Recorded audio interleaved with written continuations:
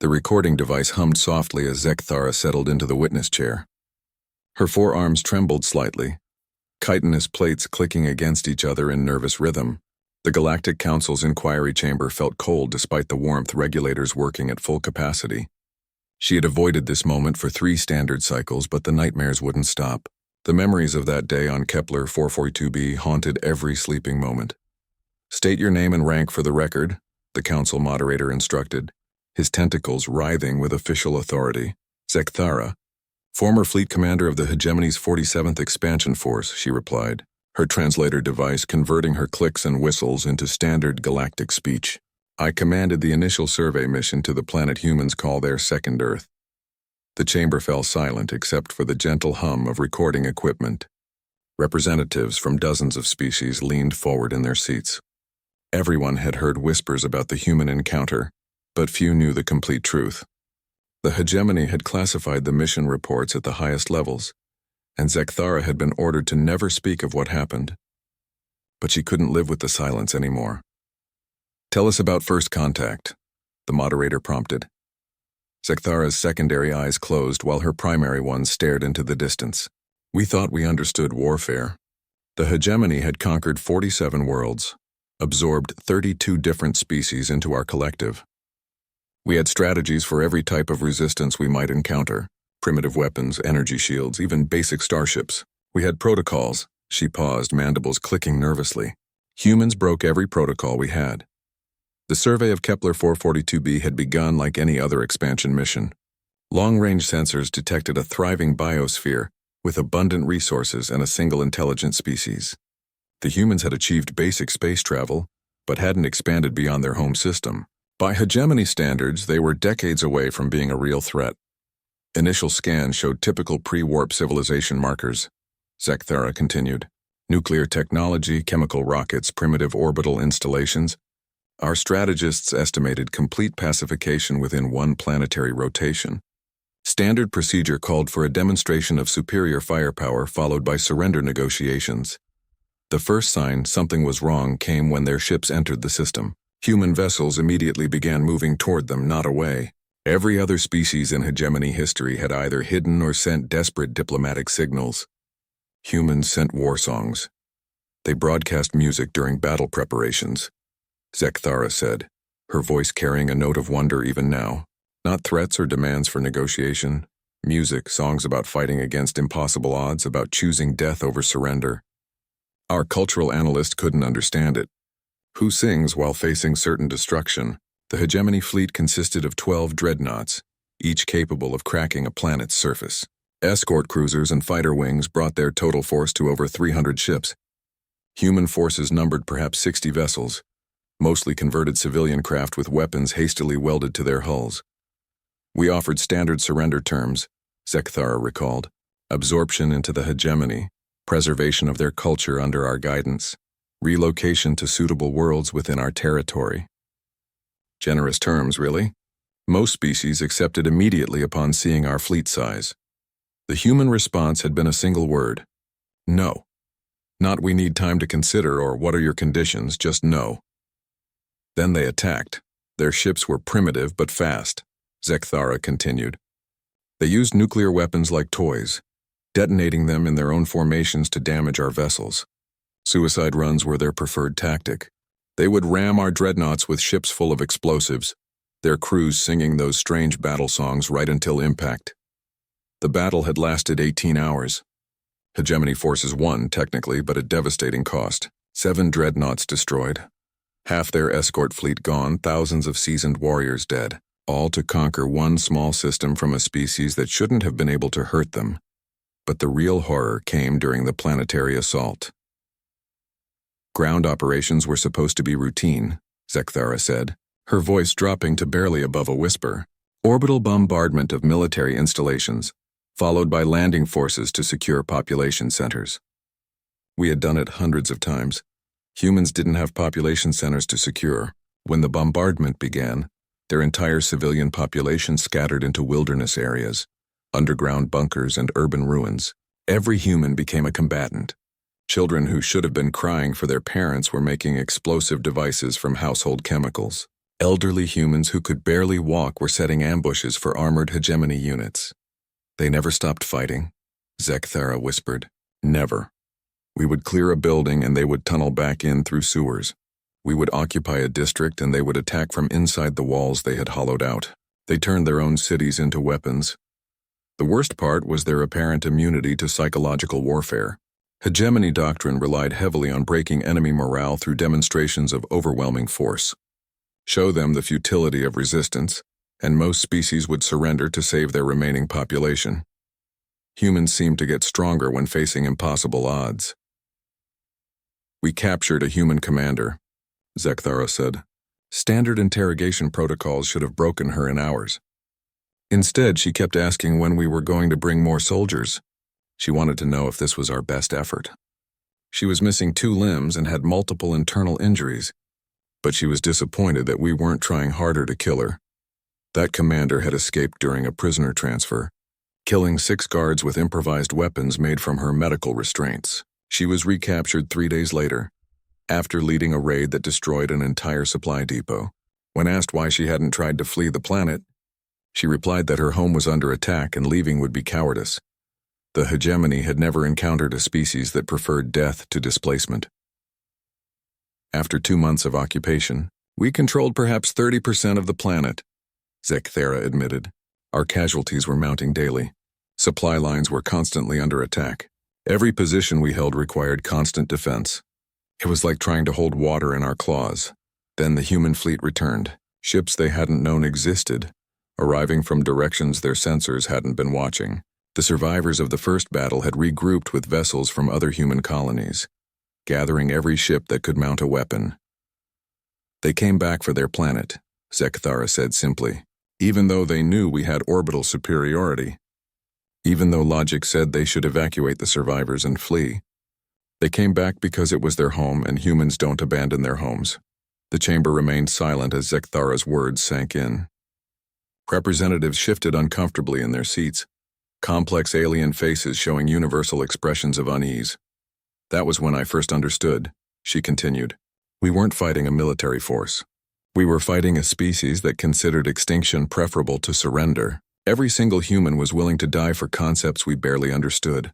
Honor, freedom, home. The recording device continued its patient humming, capturing every word for the council archives. But Zekthara knew that no recording could truly convey the reality of facing humanity in battle. Some truths could only be learned through experience.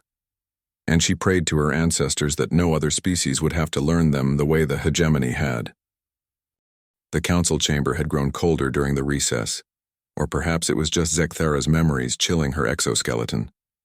She watched the representatives file back to their seats, noting how many avoided eye contact. Word of her testimony was already spreading through the galactic networks. The truth about humanity was finally being spoken aloud. Commander Zekthara, the moderator began. Please continue with your account of the human counterattack. She flexed her mandibles, still tasting the bitter memory of that day. The second battle for Kepler 442b lasted 73 hours. I had thought the first engagement was chaotic, but that was organized warfare compared to what came next. The human reinforcement fleet had arrived in waves, ships appearing from jump points the hegemony hadn't known existed. Some vessels were clearly military, sleek destroyers and assault cruisers that moved with deadly precision. Others were obviously civilian craft converted for war, mining ships with missile pods welded to their hulls, cargo haulers bristling with improvised weapons. They didn't announce themselves or demand our surrender, Zekthara recalled. They just started shooting. But their targeting priorities made no sense to our tactical computers. Instead of focusing on our dreadnoughts first, they went after our supply ships and communication arrays. They wanted to isolate us, cut us off from reinforcement and resupply. The human strategy became clear as the battle progressed. They weren't trying to destroy the hegemony fleet in direct combat. They were trying to trap it. Every attack run was designed to damage engines or communication systems, rather than eliminate ships entirely. They wanted the hegemony forces stranded in system, unable to call for help or escape. Their pilots were insane, Zekthara said, her upper arms gesturing while her lower ones gripped the witness chair. They would fly directly through our defensive fire, taking hits that should have destroyed their ships just to get close enough for precision strikes. One human fighter rammed our command cruiser's communication array while broadcasting what they called poetry about death and glory. The poetry had been intercepted by hegemony linguistics teams. Ancient human verses about warriors who chose beautiful deaths over shameful lives. Words that spoke of honor being more valuable than breath, of home being worth any sacrifice.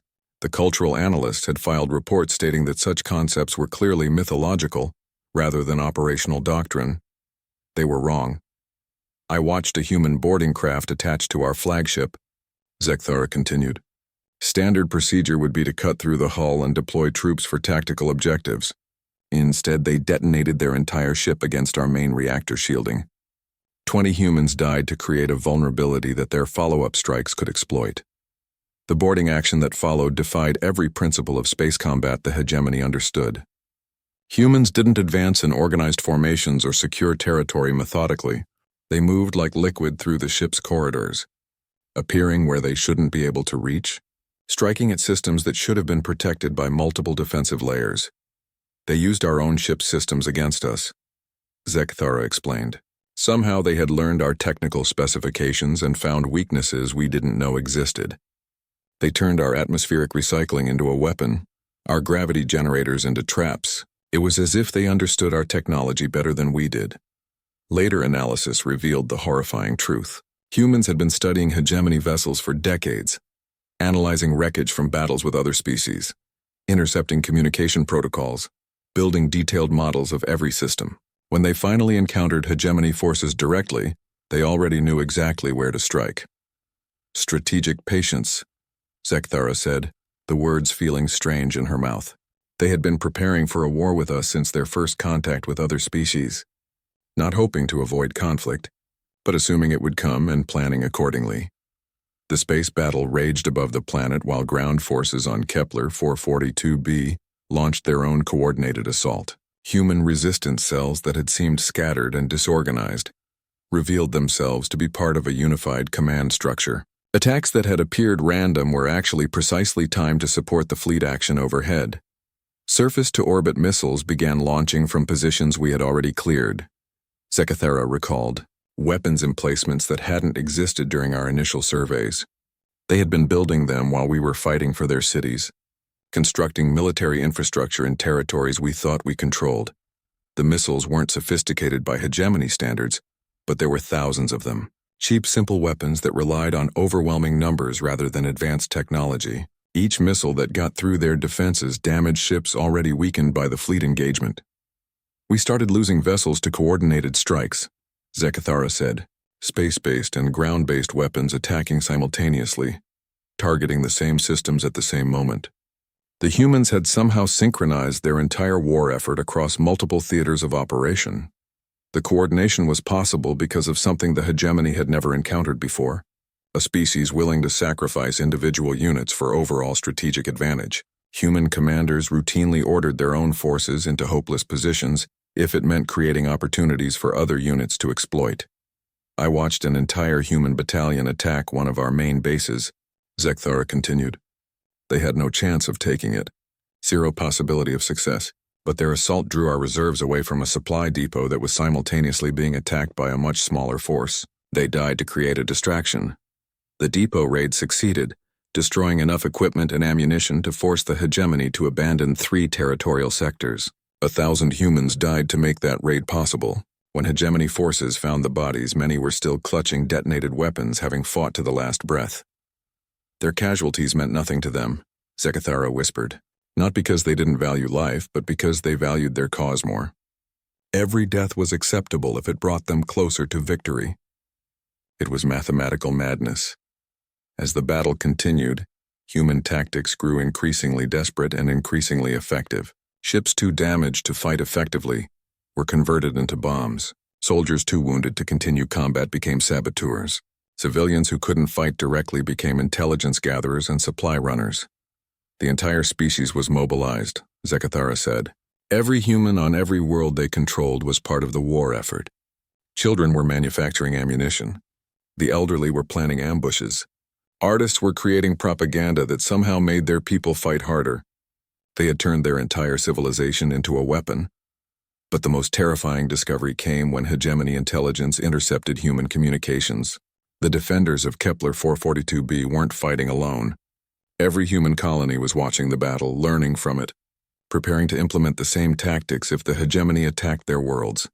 They were using our invasion as a training exercise, Zekthara realized. Every tactic we employed, every weapon we used, every strategy we implemented was being studied by billions of humans across dozens of worlds. We weren't just fighting for one planet. We were teaching them how to fight us everywhere. The intercepted messages revealed human colonies frantically constructing hidden weapons, digging underground facilities, preparing guerrilla warfare networks. They were turning every world they inhabited into a fortress, using the knowledge gained from watching Kepler 442b resist invasion. We could win individual battles, Zekthara said, but every victory made the next battle harder. They learned from their defeats faster than we learned from our successes. The human learning curve was exponential. Tactics that worked against them once never worked again. Weapons that surprised them in the first battle were being countered by the second. Technology they had never seen before was being reverse-engineered and improved upon within days. By the third day of battle, they were using modified versions of our own weapons against us, Zekthara admitted. Equipment they had captured, stripped down, rebuilt, and enhanced. They made our technology work better than we did. The final assault began when human forces initiated what they called a full commitment attack. Every ship, every soldier, every weapon they had in system launched simultaneously at the hegemony fleet. It wasn't a tactical maneuver, it was an all-or-nothing gamble that violated every principle of military strategy. They attacked with everything they had left, Zekthara said, her voice barely audible. No reserves, no retreat positions, no backup plans. Total commitment to either victory or extinction. And somehow, impossibly, it worked. The recording device continued its faithful documentation as representatives throughout the chamber began to understand the true scope of what they were hearing. This wasn't just a story about one battle or one world. This was a warning about an entire species that fought wars in ways the galaxy had never imagined. The silence in the council chamber stretched like a held breath. Zekthara could feel the weight of hundreds of eyes upon her. Representatives from species that had never imagined warfare could be conducted the way humans conducted it. She shifted in her seat, carapace plates clicking softly as she prepared to describe the moment when everything changed. The final human assault broke every rule of space combat, she began, her translator struggling with concepts that had no equivalent in standard galactic military terminology. They didn't attack in waves or maintain formation integrity. They came at us like a swarm, each ship moving independently but somehow coordinated toward a single goal. The tactical displays had shown chaos, but it was organized chaos. Human vessels darted through hegemony formations, too fast and too random for targeting computers to track effectively. Ships that should have been destroyed kept fighting with jury-rigged systems and sheer determination. Pilots who should have been dead were still transmitting coordinates to their surviving comrades. They turned the entire battlespace into a maze. Zekthara continued. Our larger ships couldn't maneuver effectively because there were human fighters everywhere. If we fired at one target, we might hit 3 more. They used our own superior firepower against us by making it impossible to use safely. The humans had solved the problem of fighting a technologically superior enemy by making technology irrelevant. Instead of trying to match hegemony capabilities, they had changed the nature of the engagement entirely. They forced the battle into close quarters where experience and desperation mattered more than advanced weapons. I remember one human pilot, Zekthara said, her mandibles clicking with something that might have been respect. Her ship had lost engines, weapons, life support, even artificial gravity. She was tumbling helplessly through space, but she kept transmitting targeting data for other vessels, until the moment her ship finally lost power completely. That pilot had been found 3 days later, still alive in her cockpit, somehow having jury-rigged basic life support from emergency systems. When rescued, her first words weren't about her condition, but asking for a status report on the battle. Even facing death, she had remained focused on the mission. Human endurance is beyond anything in our databases, Zekthara admitted. They don't just fight until they're killed. They fight until their bodies physically cannot continue, and then they find ways to keep fighting anyway. The breakthrough came when human forces targeted the hegemony's command structure directly. Not the flagship, which was heavily defended, but the communication networks that linked the fleet together. They had identified the specific frequencies and protocols used for fleet coordination and began jamming them systematically. Suddenly, we couldn't coordinate our forces, Zekthara recalled. Each ship was fighting independently, making decisions based on incomplete information. Our numerical advantage meant nothing if we couldn't work together effectively. Human forces immediately adapted to the communications breakdown, switching to prearranged attack patterns that didn't require constant coordination. They had planned for the possibility of disrupted communications and prepared tactics that worked in isolation. Meanwhile, hegemony vessels struggled to maintain formation without central command. They turned our sophistication into a weakness, Zekthara said.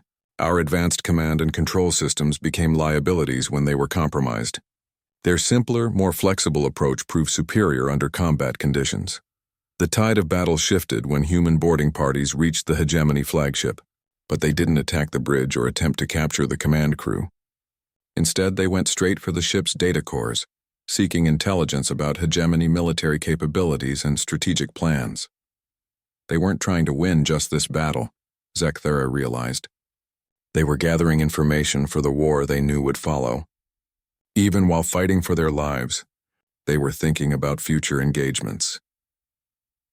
The boarding action revealed another terrifying aspect of human warfare, their willingness to sacrifice themselves for intelligence gathering.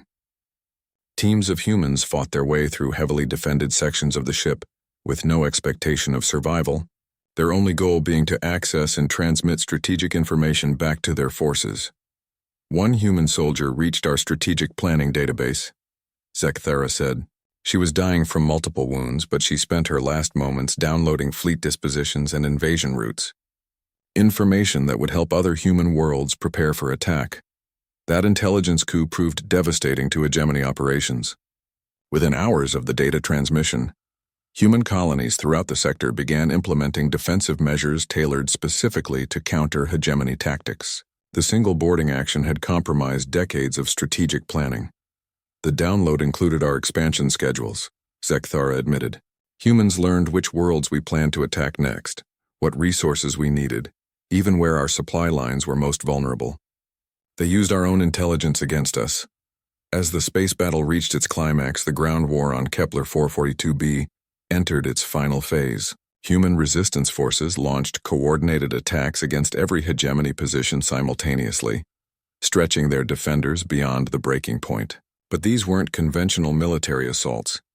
They attacked our morale as much as our positions, Zekthara explained. Psychological warfare combined with physical combat. They played recordings of human music during attacks, songs about homecoming and sacrifice that somehow made our soldiers question why they were fighting so far from their own worlds. The music was particularly effective against hegemony forces because it represented something they had never encountered, a species that found joy in struggle itself. Human battle songs weren't about glory or conquest, but about the beauty of fighting for something worth dying for. The concept was literally incomprehensible to most hegemony species. Our troops began requesting transfers off-world, Zekthara said quietly. Veteran warriors who had conquered dozens of planets suddenly didn't want to fight anymore. Not because they were afraid of dying, but because they couldn't understand what they were supposed to be fighting for. The psychological impact extended beyond individual soldiers to the entire command structure. Officers who had built careers on successful planetary pacifications found themselves unable to develop effective strategies against an enemy that refused to be pacified. Traditional military doctrine simply had no answers for the human approach to warfare. We held council meetings to discuss new tactics, Zekthara recalled, but every proposal assumed the enemy would eventually accept defeat. Humans had made it clear that defeat wasn't a concept they recognized. How do you plan for victory against opponents who consider extinction preferable to surrender? The final blow came when human forces demonstrated their ultimate tactical doctrine, mutually assured destruction on a personal level. When cornered or facing capture, human soldiers would detonate any explosive devices they carried, taking as many enemies with them as possible. They made every engagement a potential suicide attack, Zekthara said. Our troops became afraid to advance because any human position might be booby-trapped. Any prisoner might be carrying concealed explosives. Any surrender might be a deception leading to a final devastating attack. The fear spread through hegemony ranks like a plague. Soldiers who had fought bravely against conventional enemies became paralyzed by the possibility that any action might trigger a human's final gambit. The psychological advantage shifted completely to human forces despite their technological disadvantages. In the end, we weren't fighting human soldiers, Zekathara concluded. We were fighting human ideas, concepts like home and freedom that had become more powerful than any weapon. Ideas that made every human willing to pay any price for victory. The space battle ended not with the destruction of the human fleet, but with the withdrawal of hegemony forces. Ships that could still fly began retreating toward the jump points, abandoning ground forces and supply bases. The fleet that had arrived to conquer a primitive world was fleeing in disorder. We lost, Zekathara said simply. Not because we were outgunned or outmaneuvered, but because we were outmotivated. They wanted victory more than we did. They were willing to sacrifice more, endure more, fight harder and longer than we could imagine.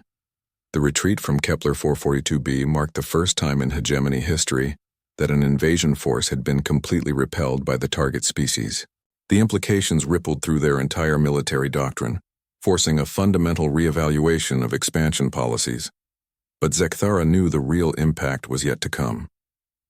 The humans had learned more from the battle than the hegemony had. They were already applying those lessons to prepare for the next encounter. And there would definitely be a next encounter. The emergency session convened 3 days after the retreat from Kepler 442b.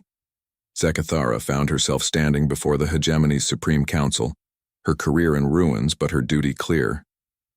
The most powerful beings in known space sat in judgment, their alien faces reflecting a mixture of disbelief and growing fear.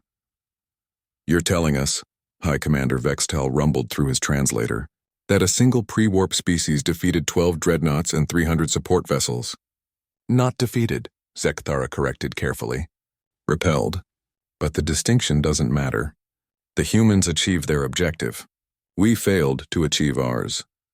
The council chamber erupted in clicking, chirping and growling as representatives from dozens of conquered species expressed their shock. Many had served as auxiliaries in hegemony expansion forces. They had seen the unstoppable military machine in action across multiple star systems. The idea that primitive humans could resist it was almost unthinkable. Perhaps, suggested cultural analyst Prime Cathara, her crystalline form pulsing with nervous energy.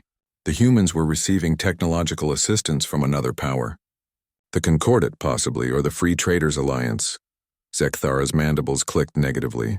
All human technology was indigenous, primitive but effective. They won through tactical innovation and strategic patience, not superior equipment.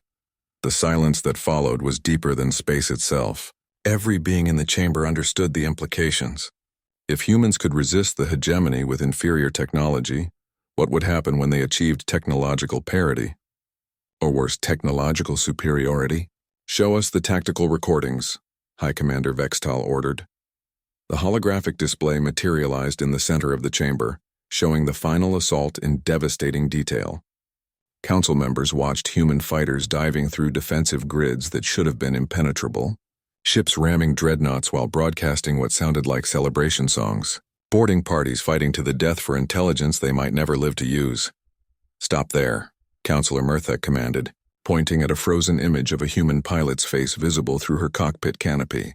"Enhance and analyze." The image expanded, showing a young female human in the moment before her ship impacted a hegemony cruiser. Her expression wasn't one of fear or desperation. She was smiling. "Psychological profile analysis," Murthek demanded. The chamber's AI processed the image for several moments before responding, unable to classify. Subject displays satisfaction and anticipation inconsistent with impending termination, possible neural damage or chemical influence. "Try again," Murthek insisted. "Analysis complete. Subject appears to be experiencing joy. Emotional state is consistent with achieving a desired outcome." The chamber fell silent again as the implications sank in. The human pilot wasn't dying in despair. She was dying in triumph, knowing her sacrifice would damage the enemy.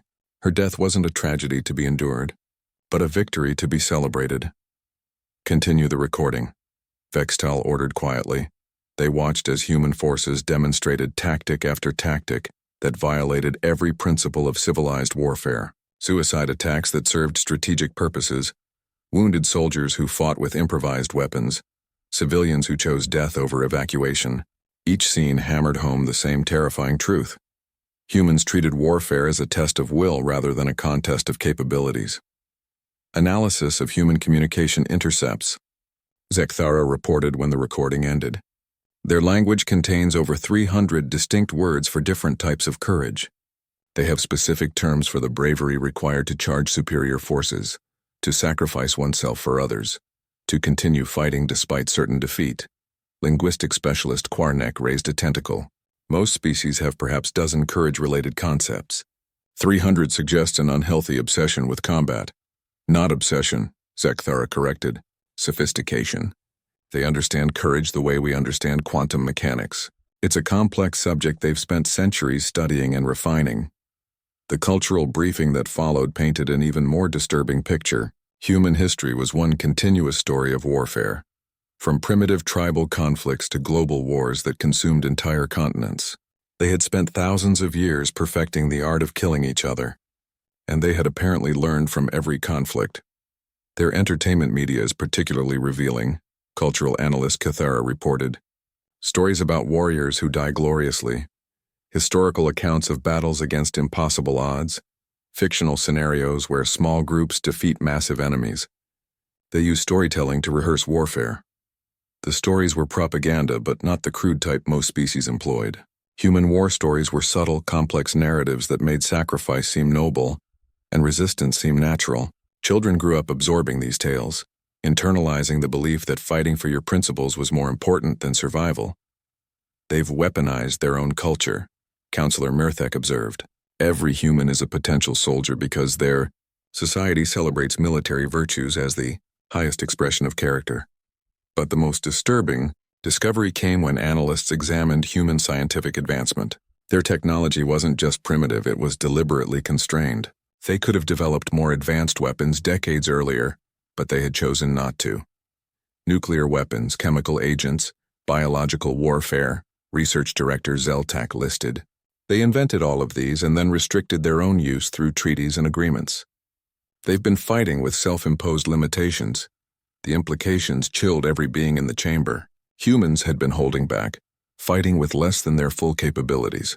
The resistance on Kepler 442b wasn't their maximum effort. It was them fighting by their own moral rules. What happens? High Commander Vextal asked quietly. When they decide those rules no longer apply. No one had an answer. There's more, Zekthara said reluctantly. Intelligence indicates they're already adapting based on our encounter. Human colonies are implementing new defensive strategies, developing weapons specifically designed to counter our technology. The intercepted communications painted a picture of a species mobilizing for total war. Human colonies were sharing tactical data, coordinating defensive preparations, establishing mutual aid agreements. They were preparing to fight the hegemony not as individual worlds but as a unified civilization. They're turning the entire war into a learning exercise, Zekthara explained. Every battle teaches them something new about our capabilities and limitations. Every defeat makes them stronger. Strategic Planning Director Tokmar accessed his databases. Historical analysis of human military development shows exponential advancement during periods of conflict.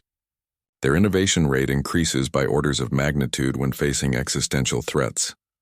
The pattern was consistent throughout human history. When faced with superior enemies, they didn't just adapt, they revolutionized. They would take existing technologies and combine them in unexpected ways, creating solutions that shouldn't work but somehow did. Their approach to problem solving is fundamentally different from ours, explained science advisor Yethrin. We seek optimal solutions through systematic analysis. They seek functional solutions through creative experimentation. Our methods are more efficient in peacetime. Theirs are more effective under pressure. The emergency session stretched through multiple day cycles as council members grappled with the unprecedented situation. For the first time in hegemony history, they faced an enemy that grew stronger through conflict rather than weaker. Every engagement would make humans more dangerous rather than less. Military recommendation, High Commander Vextal finally announced. Immediate ceasefire with human forces. Classification of human space as forbidden territory. No further expansion in their direction.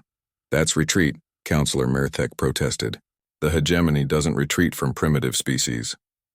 The hegemony doesn't lose to primitive species either, Vextal replied coldly.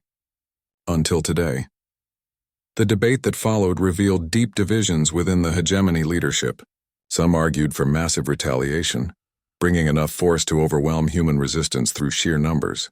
Others advocated for negotiation, attempting to establish peaceful coexistence. A few suggested more extreme measures. Orbital bombardment, suggested military advisor Grechthon. Eliminate their biosphere entirely. Remove the threat permanently. The suggestion was met with uncomfortable silence. Genocide wasn't unknown in hegemony history, but it was usually reserved for species that posed existential threats to their civilization. Using it against humans would be an admission that a pre-warp species was dangerous enough to justify extinction. Such action would require unanimous council approval, High Commander Vextal noted, and it would establish a precedent that any species capable of effective resistance should be exterminated rather than conquered. The precedent was dangerous, because it would change the fundamental nature of hegemony expansion.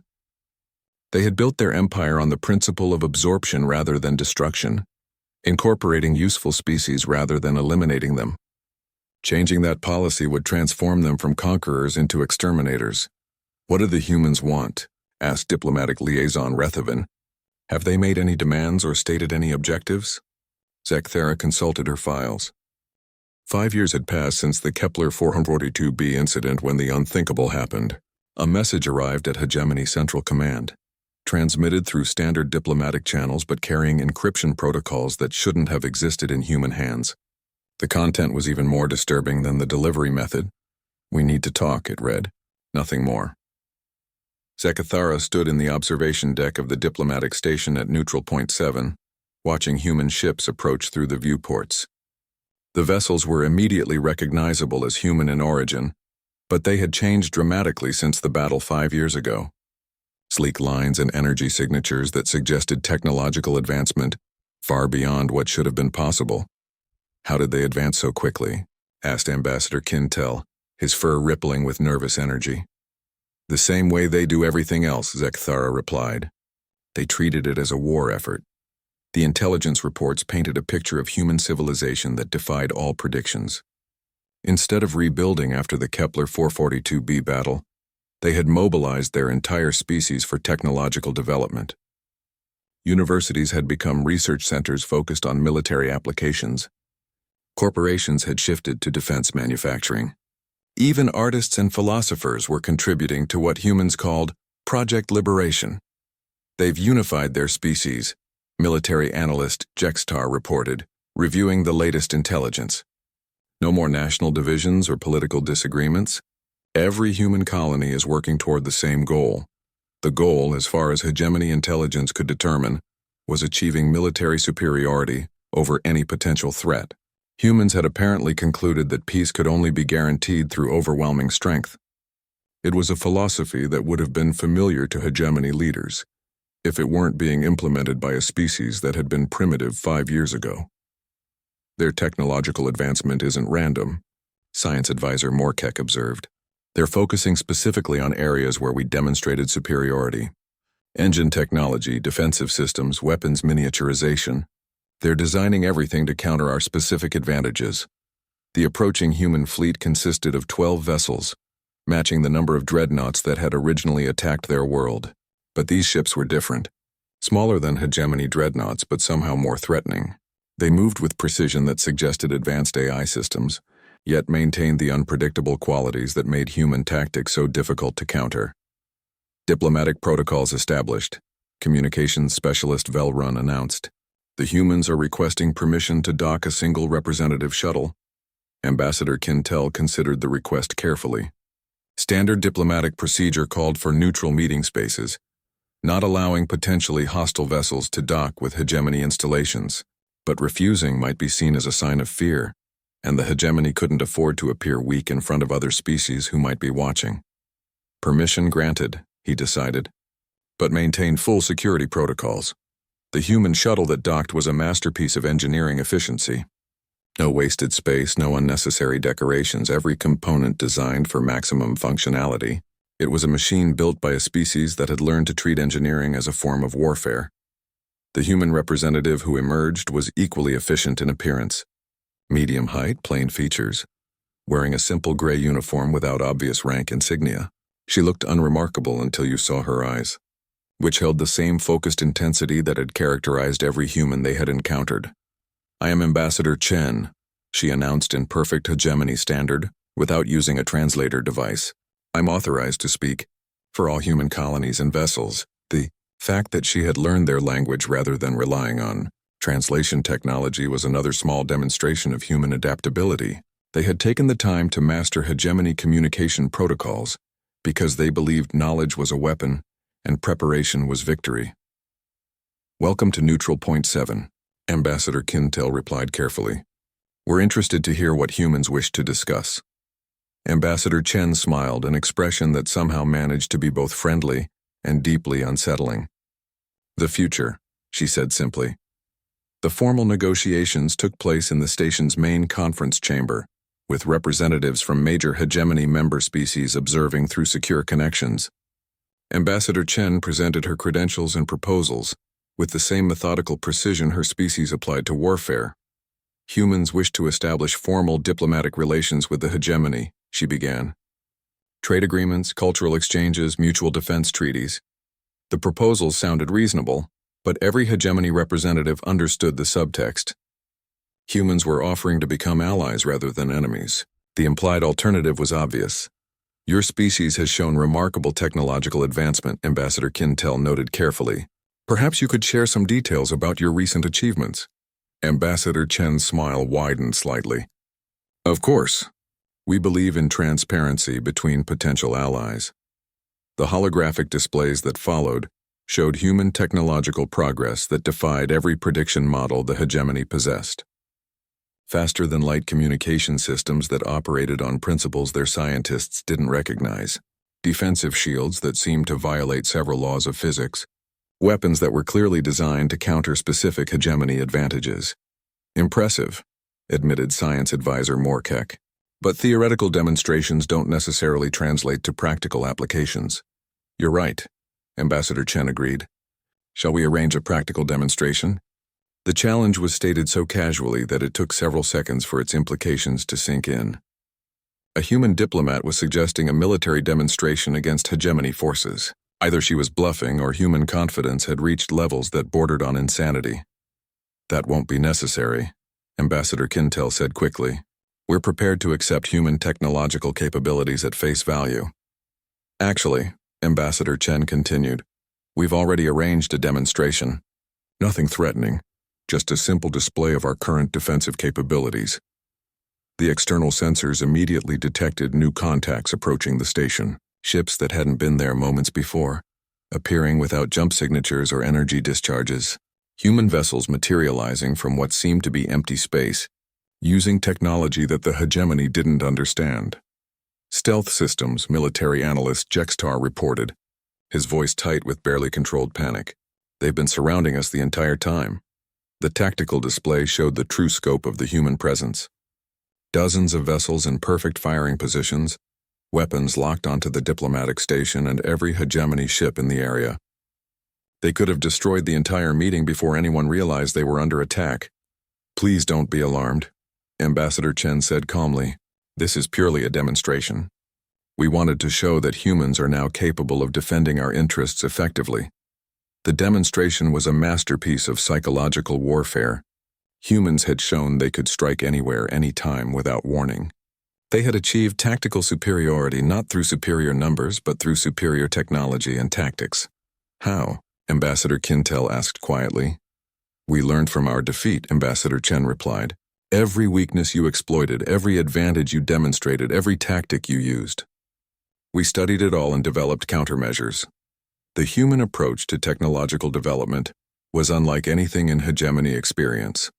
Instead of gradual advancement through systematic research, they had focused all their efforts on specific problems with practical applications. Instead of understanding the theoretical principles behind new technology, they had focused on making it work. Your scientists spent centuries perfecting faster-than-light travel, Ambassador Chen explained. We spent 5 years copying your methods and improving them. Your approach is more elegant. Ours is more effective. The implications were staggering. Humans had achieved in 5 years what most species required centuries to accomplish, not through superior intelligence, but through superior focus and willingness to sacrifice everything else for strategic advantage. What do you want? Ambassador Kintel asked bluntly. Peace, Ambassador Chen replied. But peace as equals, not as subjects. We want trade, cultural exchange, mutual cooperation. We want to join the galactic community as partners, not as conquered territory. The offer was reasonable, but it came with an implicit threat. Humans were offering to be allies, but they were also demonstrating their capability to be devastating enemies. The choice was cooperation or conflict, with the understanding that conflict would be far more costly than it had been 5 years ago. And if the hegemony declines your offer? Ambassador Kintel asked. Ambassador Chen's expression didn't change, but something shifted in her eyes. Then we continue developing our defensive capabilities, and we share our technological advances with other species who might be interested in effective self-defense. The real threat wasn't human military action against the hegemony. The real threat was humans teaching other species how to resist hegemony expansion. The example of Kepler 442b had already inspired resistance movements on a dozen worlds. Human technology in the hands of rebellious populations would transform isolated incidents into a galaxy-wide rebellion. 10 years after the treaty signing, Zekathara stood once again before the Galactic Council, but this time the chamber was very different. Representatives from dozens of former hegemony client species sat in seats previously reserved for hegemony officials. The balance of power in the galaxy had shifted dramatically, and humans were largely responsible for the change. The domino effect was inevitable, she told the assembled delegates. Once other species saw that resistance was possible, that the hegemony could be forced to negotiate, independence movements spread like wildfire across dozens of worlds. The Veltari had been the first to openly rebel, using modified human tactics to drive hegemony forces from their homeworld. Within months, the Korthak Collective had declared independence, followed by the Murgesh Alliance and 17 other client species. Each rebellion learned from the previous ones, refining resistance techniques and sharing tactical innovations. Humans didn't just defeat us militarily, Zekathara continued. They defeated us ideologically.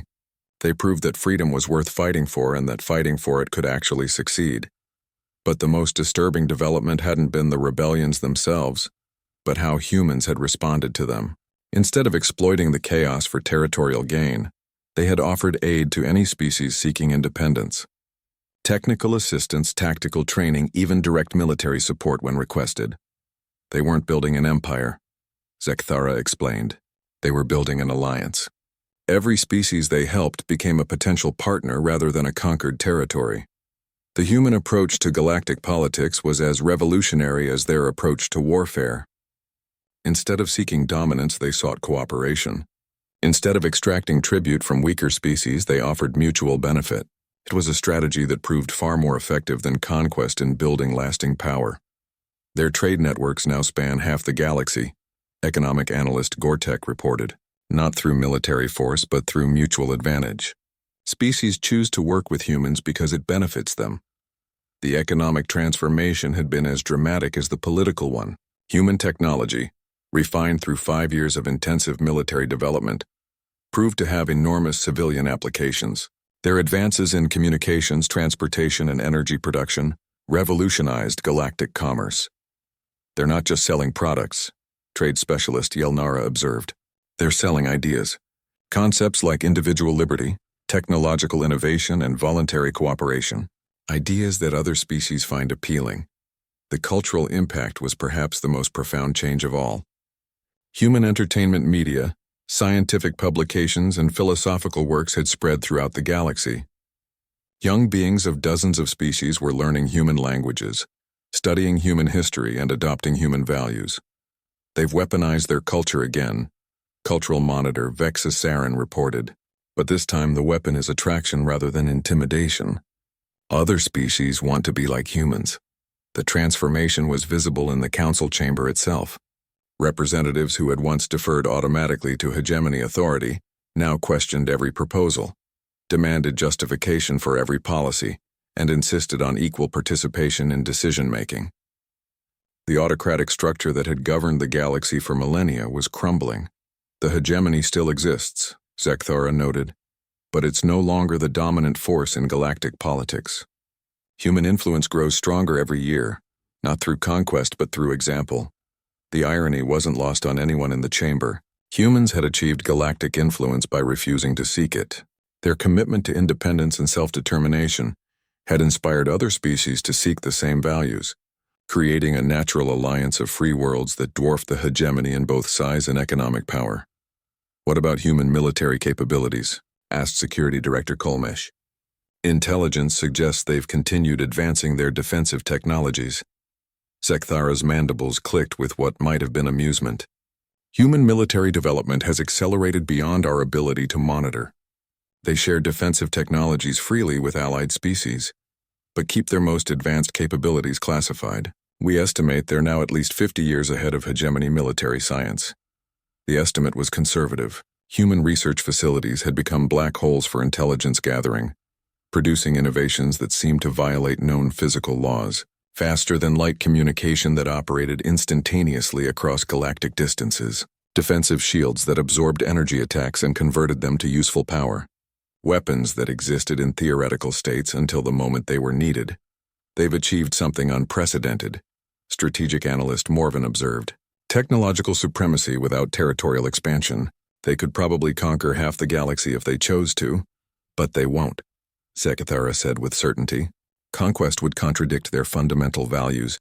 They fight to defend, not to acquire." The philosophical difference was crucial. Human military doctrine was purely defensive, but their definition of defense had expanded to include protecting allied species and supporting independence movements. They had become the galaxy's police force by default, intervening only when weaker species requested assistance against aggressors. "Recent intervention reports," military liaison Tekvar announced, consulting his data pad. "Humans provided support to Zephyrian independence fighters, defended Aquatic Republic shipping lanes from pirates, and mediated territorial disputes between the Crystal Communion and the Methane Breathers Alliance. Each intervention had been conducted with minimal force and maximum restraint. Humans seemed to view military action as a last resort, preferring negotiation and economic pressure to resolve conflicts. When they did fight, their overwhelming technological superiority meant conflicts ended quickly with minimal casualties. "They've redefined the concept of power," political theorist Nelvash observed. "Traditional models assume power comes from the ability to impose your will on others. Humans derive power from others choosing to align with their interests. The human model of leadership was voluntary rather than coercive. Species joined human alliance networks because they saw benefits in cooperation, not because they feared the consequences of refusal. It was a form of soft power that proved more durable than military conquest." "What are their long-term objectives?" asked Strategic Planning Director Wexkol. Zekthara considered the question carefully. "As far as we can determine, they want to create a galaxy where every species can develop freely without interference. They seem to believe that voluntary cooperation produces better outcomes than forced submission. The human vision of galactic governance was almost utopian in its optimism. They imagined a future where conflicts were resolved through negotiation, where technological advancement benefited everyone, where individual species could pursue their own development paths while contributing to collective prosperity. "It's working," Economic Monitor Plextari reported reluctantly. "Gross galactic product has increased by 40% since human influence expanded. Trade volume is at historic highs. Even former hegemony core worlds are experiencing economic growth." The success of the human model was its greatest threat to traditional power structures. Species that had accepted hegemony dominance for practical reasons were discovering that cooperation was more profitable than submission. The economic benefits of freedom were becoming too obvious to ignore. "Recommendation?" asked Acting Council Chairman Hulkev. Zekthara looked around the chamber, seeing representatives from species that had thrown off hegemony control and others that were considering it. The old order was dying, and the new order was being shaped by human values and human technology. "Adaptation," she said simply. "The galaxy has changed permanently. We can either adapt to the new reality or become irrelevant. The choice was stark but clear. Traditional military dominance was obsolete in a galaxy where the most powerful species refused to use their superiority for conquest. Economic exploitation was impossible when voluntary cooperation proved more profitable. Cultural hegemony couldn't survive when other cultures were genuinely more attractive. The humans won, Zekthara concluded, not just the battle for Kepler 442b, but the war for the future of galactic civilization.